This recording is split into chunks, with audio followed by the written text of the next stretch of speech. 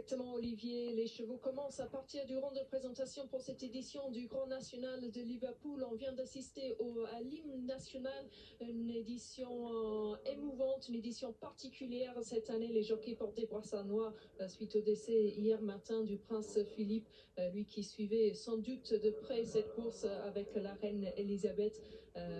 Et puis une édition particulière aussi parce qu'on est à huis clos, même si quelques propriétaires ont le droit d'assister aux courses.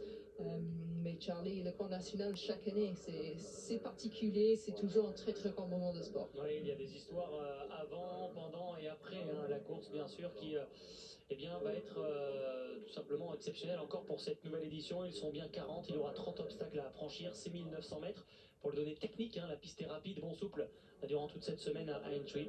Et bien le favori, c'est le numéro 7 pour le moment, Burrowscent, sur le bandeau des côtes, que vous n'avez jamais vu de cette manière. Un bandeau des côtes à 40 partants. On peut se féliciter, je trouve, de cette première aujourd'hui.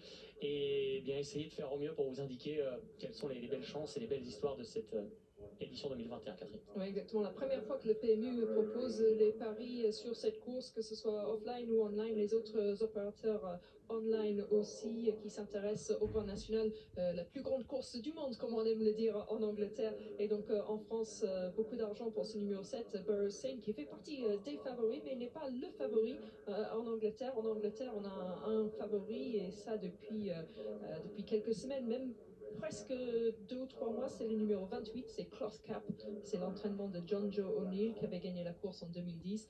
La montre de Tom Scudamore qui est à sa 19e participation de la course. Il n'a jamais encore gagné et il va tenter de faire mieux que son père qui était cravache d'or et il n'a pas réussi à le gagner. C'est lui qui envoie le B avec la casaque vert et jaune, la toque verte, Cloth Cap, qui est très très bien placé au poids parce que depuis la publication des poids pour le Grand National en février, il est monté de 7 kilos dans l'échelle et donc là il est bien placé, il était parfaitement préparé par John Joe O'Neill. On vous rappelle, les publications des poids ont eu lieu le 16 février, elles n'ont pas été modifiées depuis, ne tenant pas compte des courses des chevaux depuis le 16 février dernier.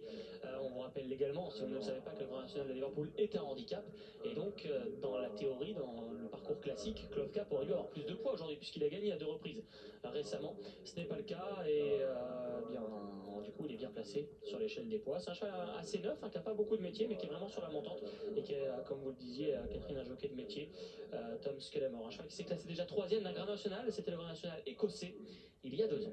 C'est un cheval qui va souvent devant, c'est le seul petit bémol que moi je le vois. Il a l'habitude de courir dans des lots plus petits parce que là il est rare qu'on se retrouve avec 40 partants dans une course. Est-ce qu'il va pouvoir dicter sa loi dans cette course à 40 partants? On va le voir. Les autres chevaux en vue, donc il y a ce Burrowscent qui est très joué en France, Willie Mullins, la montre de son fils Paddy Mullins, c'est la casaque rose et vert qu'on voit. Oui, un cheval qui a remporté le Grand National irlandais il y a 2 ans, qui a fait l'arrivée du Grand Steeplechase de Paris il y a 2 ans également. Bref, il sait s'adapter, il a beaucoup de fond et c'est un cheval qui n'a pas énormément de changements de vitesse mais qui pourrait aller très loin et être une bonne base, un très bon sauteur en tout cas. Ouais, c'est très important. La tenue et le saut, ce sont 2 éléments indispensables pour ce Grand National. Un autre cheval qu'on aime beaucoup, Charlie, tous les deux, c'est le numéro 8, c'est une jument, c'est Magic of Light, c'est l'entraînement de Jessica Harrington. Oui, 2e de cette course il y a 2 ans, lors de la dernière édition courue derrière Tiger Roll. Jument qui avait fait ses preuves ce jour-là. La situation au poids est encore bonne, bonne sauteuse. Je crois que ça fait partie des vraies bonnes chances également ce numéro 8. Jument n'a jamais gagné la course depuis 70 ans, mais les juments étaient très en forme au Festival de Cheltenham. C'est peut-être l'année des juments, c'était les années des femmes jockeys au Festival de Cheltenham, mais Rachel Blackmore fait partie des 3 femmes jockeys en selle dans la course et elle monte Minella Times, 35. Times, le numéro 35, un cheval qui est très talentueux. On ne sait pas qui va tenir les 6900 mètres, mais s'il le fait, il aura une première chance. Et puis les autres femmes jockeys dans la course, il y a Bryony Frost en selle sur Yala Enki, un cheval qui est souvent parmi les premiers, et une jeune femme, Tabitha Worsley, qui monte pour sa mère. Elle monte Sub-Lieutenant à 50 contre 1 environ en Angleterre, le numéro 36. Les chevaux qui vont se réunir près du départ. On rappelle qu'il y a 7 représentants de la casaque de JP McManus. La toque blanche étant pour le 15 à Miss Second Now. Si vous voulez suivre Rachel Blackmore, la toque est verte avec une étoile. Pareil pour la casaque Jigginston, un grenat à étoile blanche. Les toques pour les différencier. Et 6900 mètres à parcourir avec quelques obstacles mythiques, hein, bien sûr. Comme le Canal Turn hein, dans le tournant, ou le Beechers Brook, The Chair également devant les tribunes, vous verrez ça un peu plus tard, au bout d'un tour. Hein. Le tour va paraître très long déjà, le premier tour. Le tour est long. Et c'est un parcours qui est utilisé seulement 5 fois dans l'année. Donc l'aptitude à ces obstacles est très important. Un cheval qui connaît bien la route ici, c'est un vétéran, c'est Vieux Lion Rouge, qui est à sa 5e participation dans la course, le numéro 27 pour l'entraînement de David Pipe. Bon, là, ça n'a pas réussi à partir du premier coup. Ils vont faire un tour et est-ce qu'ils vont partir arrêtés? On va voir cela. Ça me donne quelques minutes de plus, oui. Quelques instants de plus pour parler des chevaux. Des chevaux, pourquoi pas, qui sont labellisés FR, un Bristol de mai, le numéro 1, qui est un cheval gris, kazakh de Simon Munir, comme le 24, Class Conti. Un cheval qui sera très soutenu également, c'est le 22, Lord du Ménil, parmi les FR. Et voilà parti pour l'édition 2021 du Grand National de Liverpool. Ils sont 40 au départ, 30 obstacles à franchir. On va se concentrer tous ensemble sur le franchissement du premier fence avec un bon départ du 15 Onith Egano, kazakh de JP McManus, top blanche. Bon départ également en dehors du 3. Yala Enki, kazakh jaune, avec également le 21, c'est Jet Sam Wale Cohen qui va aller franchir le fence en première position. C'est le premier fence de ce parcours avec une chute à l'arrière de Lakeview Lad, le numéro 6, le cheval gris qui a chuté, qui a quelque peu contrarié derrière le numéro 18, OK Coral, qui se retrouve en dernière position. Le favori Cloth Cap sur le deuxième fence. Catherine a pris un bon départ, il est sur la ligne des premiers, pas de faute sur le deuxième fence, il est quasiment en tête à l'intérieur. Oui, Cloth Cap qui tient son rang, qui est bien, qui fait la route le moins longue. Et puis Samuel Cohen qu'on voit s'est habitué des fences d'Aintree avec la casaque marron et orange, on sait sur Jet. Et puis Bryony Frost sur le numéro 3, c'est Yala Enki, l'entraînement de Paul Nichols, qui va tenter de... En chute de Magic of Flight. Chute, oui, de du Magic joker of de Magic of Flight, le numéro 8, Robbie Power, qui a chuté, l'une des favorites de cette course, qui avait terminé deuxième il y a 2 ans. Elle est hors course à cet instant. Le 8 est donc hors course. Nouveau fence devant pour Jet et Cloth Cap, qui sont toujours aux 2 premières places. Avec en 3e position Yala Enki, Lord du Ménil également, kazakh gros bleu, qui est la double shuffle, le 38, venant à la hauteur des premiers, comme le numéro 29, Cabaret Queen. Bureau Saint, l'un des favoris en rose, est à la hauteur du 34, Farcla. Capella Bourgeois, Nisegano, venant également parmi les premiers au moment de franchir le Beechers Brook en dernière position. C'est un peu compliqué pour le moment pour un représentant de JP McManus. C'est peut-être le numéro 12, Enable Fly, qui fait partie des chevaux en vue, qui se retrouve à cet instant assez loin des premiers qui vont franchir un nouveau fence avec une grosse faute au cœur du peloton de Taking Risk, le numéro 19. C'est le point Even Fence que tout le monde vient de sauter sans problème. Et on va aborder maintenant le Canal Turn, une des spécificités du Grand National. On tourne à 90 degrés à gauche. Avec Getz qui est allé sauter le premier, ça se passe bien pour la première moitié de peloton, ça se passe bien pour la deuxième également, même si Give Me a Copper, copropriété de Sir Alex Ferguson, la casaque rouge, est en avant-dernière position. Peloton déjà très étiré avec Cloth Cap, donc le favori qui pour le moment mène. Nouveau fence se franchit et pas de faute à signaler. Double shuffle, Jet aux avant-postes avec Yala Enki et le numéro 7, Bureau Saint. Derrière quelques JP McManus, notamment Rachel Blackmore avec Minella Times à son intérieur. Anis Secondo, Mark Walsh a lâché les rênes, il les a récupérés. Magnifique numéro d'équilibriste. L'ordre du Ménil est toujours tout près. En retrait, le cheval blanc, les 2 chevaux blancs d'ailleurs. Il y a notamment Bristol de Mai, mais également le 11. Tout est permis. Et ça va toujours bien pour Samuel Cohen. Faute et chute du numéro 30, Catherine. Minella Celebration a éjecté son jockey, le 30. Tandis que Samuel Cohen est en tête avec Jet, Bryony Frost bien calé toujours avec Yala Enki. Et puis toujours Cloth Cat à l'intérieur avec une chute. Là, c'était du double shuffle. Exactement. Et Anis Segondo a été malchanceux. Encore une fois, ça va se compliquer pour le numéro 15, Anis Segondo, kazakh McManus, top blanche. Devant, Jet a toujours l'avantage. Il est aux commandes avec en 2e position Lord du Ménil tout près. On retrouve en 3e position Yala Enki, kazakh jaune, c'est Bryony Frost. En devant, Cloth Cap, le favori, a une très bonne course, comme d'ailleurs son principal rival, le numéro 7, Bureau Saint. En dedans, il y a Minella Times avec Rachel Blackmore, Discorama, Farclas dans cet ordre, avec Alpha des Obos également pour la famille de Wilder, le 17 qui vient en 8-9e position devant le 2 Chrissy's Dream. En dehors, Kazakh Rouge, il y a toujours Acapella Bourgeois, le numéro 9. Pour le moment, un peloton qui reste assez groupé, qui s'est reformé, dirons-nous, même si c'est devenu compliqué à l'arrière du peloton. Pour le numéro 12, je crois, Hannibal Fly, qui se retrouve en retrait, comme le numéro 20, Chattered Love, avec la toque jaune fluo. Toujours Jet en tête avec Lord du Ménil en 2e position, Cloth Cap, Cap qui respire un petit peu en 3e position, tout à l'intérieur. Et ils sont tous debout après course l'obstacle précédent. Et là, la prochaine, Charlie, ça va être le chair. C'est l'obstacle le plus imposant de la course qu'on saute seulement une fois. On va regarder cela après que le numéro 12 ait été arrêté. Donc Hannibal Fly, The Chair à franchir devant les tribunes avec le numéro 21, Jet qui est toujours aux commandes. Cloth Cap, Lord du Ménil en 2 et 3e position. Ça passe pour Jet, pour Cloth Cap également, pour Lord du Ménil et Burrowsen, pas de souci. Il y a une chute au cœur du peloton d'une représentant McManus. Je crois que c'est Canelo, peut-être le numéro 31, qui a laissé ses adversaires ici au moment où ils vont sauter la petite rivière. C'est pas le saut le plus compliqué de ce Grand National. Faut pas faire d'erreur maintenant. Et a priori, personne ne va en faire. Ils ont fait un tour, c'est l'heure de la cloche, Catherine. Il reste un tour à parcourir. Et c'est toujours Jet qui a l'avantage. Oui, il y en a un qui s'amuse comme un fou, c'est Sam Welly-Cohen, ce gentleman rider. Il va tenter de devenir le premier gentleman à remporter la course depuis Marcus Armitage en 1990.